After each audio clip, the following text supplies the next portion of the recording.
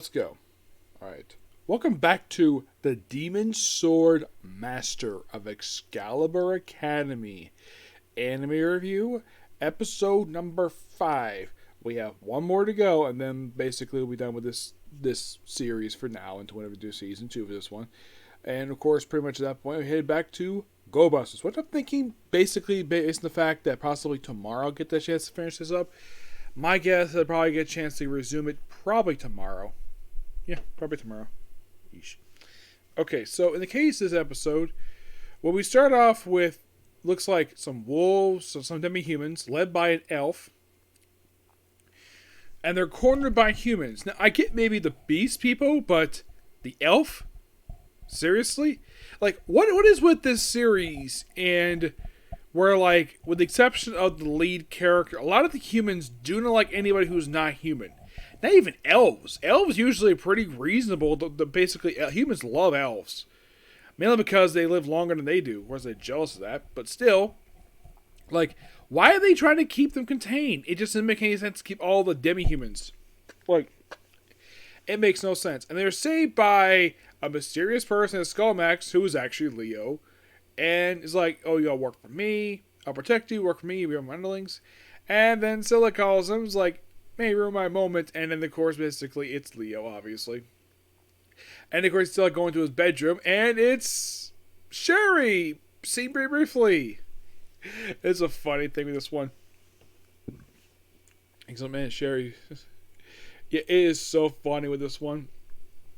And then, of course, we get like a little message where, like, they go to the command center because third assault guard has been spotted in the distance. A place was destroyed 6 years per event of the president of the series. Yep.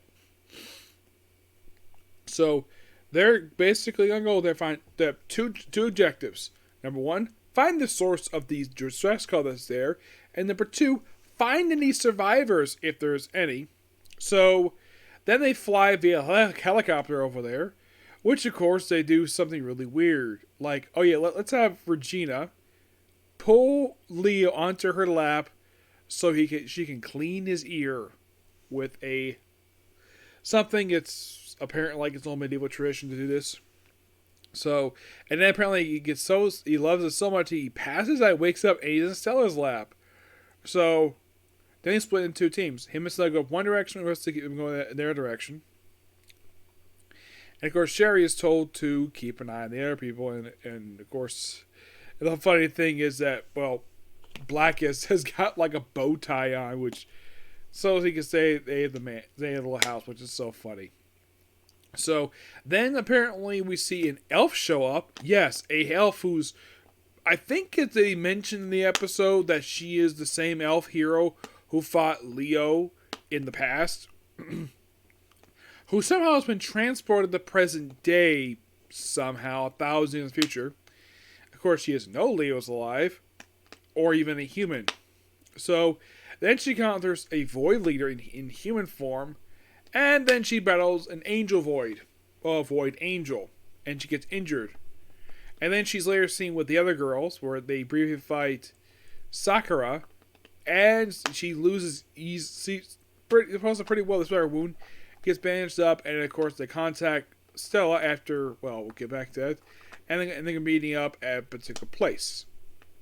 But before that, Stella and Leo fight a void angel. Not the same exact one per se, but they have, well, Stella gets basically used the blackness to go underground briefly to protect her, but she gets injured. And of course, well, after a few spells, the void angel is destroyed by Leo. And then, of course, she's saved by a ghost of her family servants. Yep.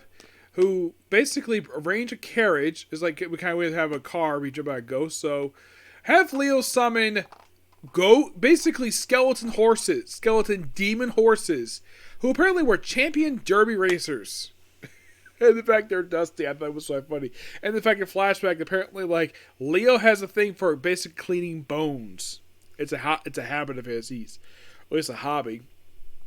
And they ride in a modern day limo, and it's pulled by two skeleton horses. I'm like, okay. And they arrive at the Crystal Manor, And the place isn't ruined, which of course it is. It's been that way for 6 years. And of course, while they're there, you reminisce about, oh, that was a cafe that I wanted to go to, and of course I did. He has little memories of this place, and then of course then he sits down in a chair, cleans some bone while she goes out to study, and is attacked by a Void Leader. By the way, the Void Leader is upset. Also, this Void Leader who activates the city's planet core by using this female version of an angel.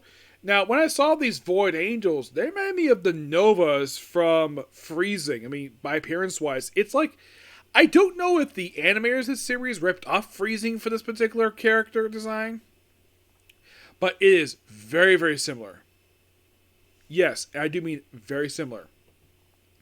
So, the episode ends basically Scylla being attacked.